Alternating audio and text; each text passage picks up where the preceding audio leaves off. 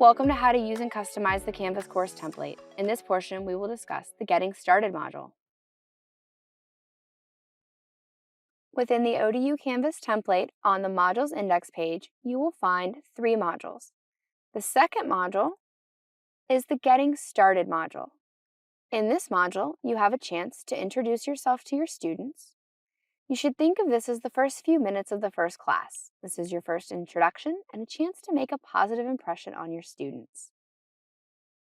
By clicking on this page and choosing Edit, you can then add any information you wish to communicate to students, such as your name, office location and office hours, a photo, best contact info, your contact policy, and how you provide office hours.